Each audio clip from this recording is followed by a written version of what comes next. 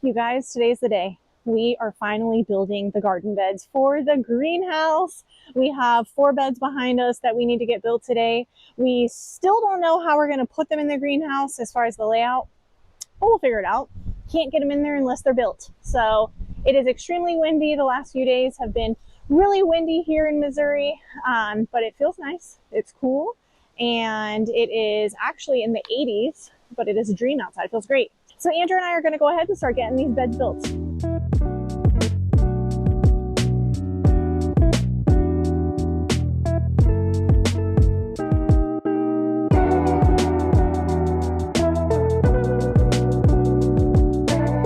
So we have 4 of these 17-inch tall garden beds from Vego Gardening.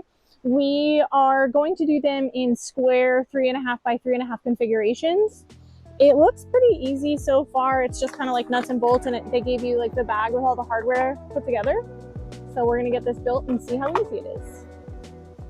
So we have some metal beds out in the garden that are a different brand, and they don't have this like rubber seal. I'm gonna show you guys. This like seal. This goes along the top edge of the beds where like the metal top to keep you from scratching yourself.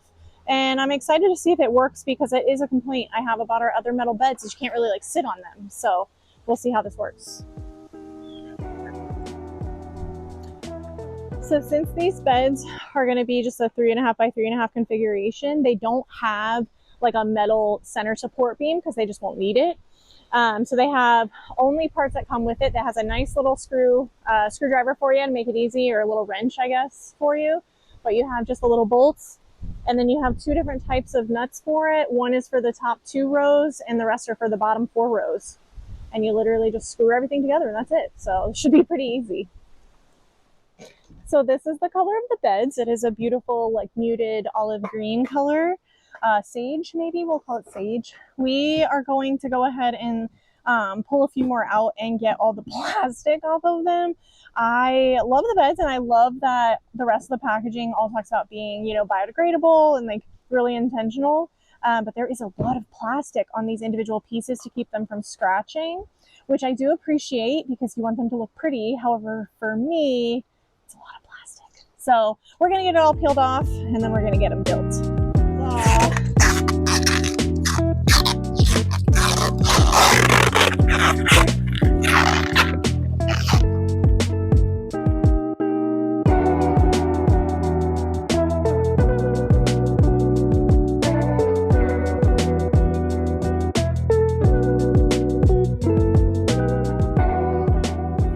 So the first bed is built and that wasn't too hard.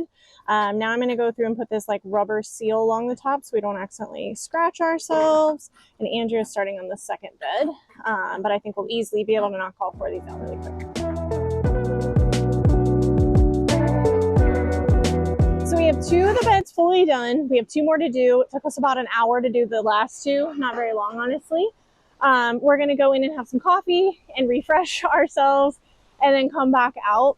It's funny, we actually are shooting this video, it's Tuesday, and we are shooting this video right after we were just doing some harvesting stuff, but I just felt like this was gonna be so much to cover with you guys after we get these beds built. We wanted to do a separate video. So we're gonna finish building the other 2 and then we'll walk you guys through how we plan to use them. So all 4 beds are built, but we are not quite ready to put them in the greenhouse because, as you guys probably know, it is still very full. We still need to go through and pull out the old beds and all of the plants that are in there. We'll make sure to video that and share that with you guys. But we're just not quite ready to do that because the weather has still been really nice and we want to prolong the tomato and pepper season as long as we can in there. So for now, we are going to move the garden beds that we just built into the garage and we'll keep them in there for, the next few weeks until the time happens when we're ready to rip everything out. Our plan right now with the beds, they are 3.5 by 3.5 beds, and our plan is to put them kind of left center down the center of this greenhouse, so that way we have more room to walk around all of them and even do some planters in the ground. We are constantly looking for suggestions and feedback on what you guys think, so if anyone has any ideas of how we can maximize space in our greenhouse, please make sure you comment below and let us know. As you can see, the shade cloth has kind of gone crazy. The winds today are in like the 20-mile-per-hour range with gusts over 40. So it's been crazy. So we're going to go clean that up and probably water in there real quick and then call it a night. So thank you guys so much for hanging out with us. If you haven't already, make sure you subscribe and turn on those notifications because we will be sharing the entire greenhouse overhaul with you guys as we get it done. We appreciate the continued support and cannot believe we are already at almost 1,000 subscribers, guys. It is just blowing our mind. We are so excited and just appreciate all the feedback and suggestions. I am going to get this shade cloth taken care of and get inside. But as always, we appreciate you more than you know. And don't forget our motto here on Little V Farm: anything grows if you try.